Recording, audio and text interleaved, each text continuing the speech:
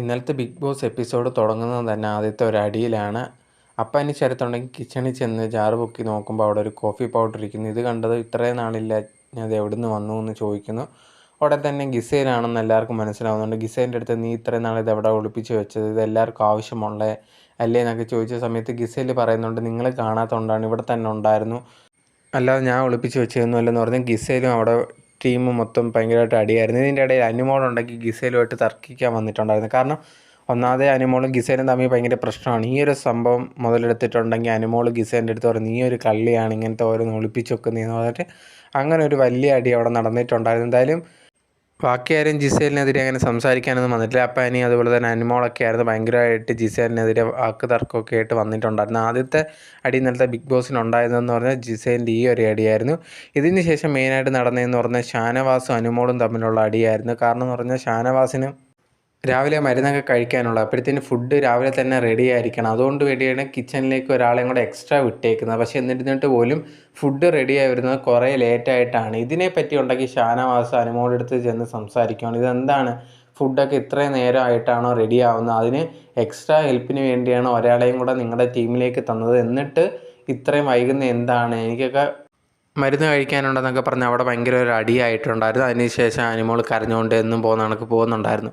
അതിനുശേഷം മെയിനായിട്ട് നടന്നതെന്ന് പറഞ്ഞാൽ ജയിൽ നോമിനേഷനാണ്. ജയിൽ നോമിനേഷനിൽ 3 പേരെയായിരുന്നു സെലക്ട് ചെയ്തിട്ടുണ്ടായിരുന്നത്. ഒന്ന് ജിസേൽ, പിന്നൊന്ന് ആര്യ, പിന്നെ ഉനീൽ സാബു. ഇവരെ 3 പേരെയാണ് സെലക്ട് ചെയ്തിട്ടുണ്ടായിരുന്നത്. ജിസേലിൻ്റെ ഈ ഒരു രാവിലത്തെ കോഫി പൗഡറിൻ്റെ കാര്യവും ഒനീലാണെങ്കിൽ ചീത്തവിളി അതുപോലെ തന്നെ കാര്യങ്ങളൊക്കെ പറഞ്ഞിട്ട് അങ്ങനെ ഒനീലിൻ്റെ കാര്യം പറയുന്നുണ്ടായിരുന്നു. അതുപോലെ തന്നെ ആര്യൻ്റെ കാര്യം എന്ന് പറഞ്ഞു കഴിഞ്ഞാൽ കഴിഞ്ഞ ടാസ്ക് കുളമാക്കി എന്ന് പറഞ്ഞിട്ട് ആര്യനെയും സെലക്ട് ചെയ്തിട്ടുണ്ടായിരുന്നു. ഇതിൽ 2 പേരെ സെലക്ട് ചെയ്യണമെന്ന് പറഞ്ഞാൽ അവസാനം ഒനീലിനെയും അതുപോലെ തന്നെ ജിസേലിനെയും ജയിലിലേക്ക് സെലക്ട് ചെയ്തിട്ടുണ്ടായിരുന്നു. അതിനുശേഷമായിരുന്നു ഒനീലും റെന ഫാത്തിമയും തമ്മിലൊരു വലിയ അടി നടന്നിട്ടുണ്ടായിരുന്നത്. റെനയ്ക്കുണ്ടെങ്കിൽ എപ്പം കണ്ടാലും ഒനീലിനോടൊരു ചൊറിച്ചിൽ കാണും. തിരിച്ചു ഇത് കണക്ക് 2 പേരും അങ്ങോട്ടും ഇങ്ങോട്ടും എപ്പം നോക്കിയാലും അടിയുണ്ടായിരുന്നു. ഈ ഒരു ജയിൽ നോമിനേഷനിലും ഇത് തന്നെയായിരുന്നു.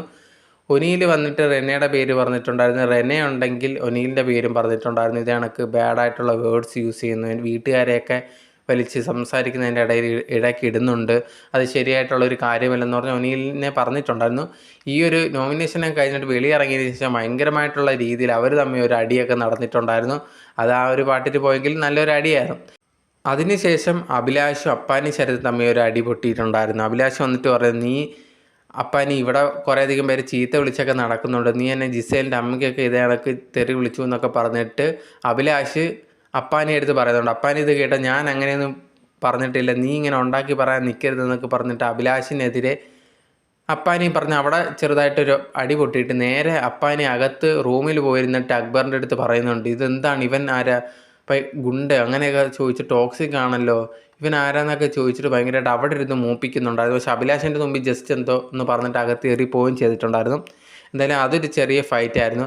അതിന് ശേഷമായിരുന്നു ഒരു ടാസ്ക് വന്ന് ഈ ഡിവോഴ്സ് ടാസ്ക്, അതിനെക്കുറിച്ച് സംസാരിക്കാനൊക്കെ പറഞ്ഞ സമയത്ത് ഓരോരുത്തർ കാര്യം പറയുന്നതിൻ്റെ ഇടയിൽ അനീഷ് എണീറ്റ് നിന്നിട്ട് കാര്യം പറയുന്നുണ്ടായിരുന്നു. ഇപ്പം ഡിവോഴ്സ് ആവുന്നതിൻ്റെ കാര്യത്തിൽ ആണിനും പെണ്ണിനും 2 പേർക്കും തെറ്റ് കാണും, ഒരാളുടെ മാത്രം തെറ്റാന്ന് നമുക്ക് പറയാൻ പറ്റത്തില്ലെന്ന് പറഞ്ഞു. ഈ ഒരു സമയത്ത് അക്ബറൊക്കെ എണീറ്റിട്ട് ചോദിക്കുന്നുണ്ട്, ഇപ്പോൾ ഒരു ഭർത്താവ് ഭയങ്കര കുടിയനാണെങ്കിൽ ഭാര്യ എടുത്തിട്ട് അടിക്കുവാണെങ്കിലോ ഇപ്പോൾ ആരുടെ ഭാഗത്തായിരിക്കും തെറ്റ്, ഭർത്താവിൻ്റെ ഭാഗത്തല്ലയോ എന്ന് ചോദിച്ച സമയത്ത് അനീഷ് ഉണ്ടെങ്കിൽ ഉടനെ തന്നെ പറയാൻ തുടങ്ങി അതിപ്പം കുടിച്ചിട്ട് വരുന്ന സമയത്ത് ഭാര്യമാരത് ക്ഷമിക്കുന്ന അങ്ങനെ പറഞ്ഞതും ഉടനെ തന്നെ അക്ബറും അപ്പാനെയൊക്കെ എണീറ്റ് നിന്ന് പോടോന്ന് പറഞ്ഞിട്ട് അനീഷിനെ ഊക്കി വിട്ടിട്ടുണ്ടായിരുന്നു.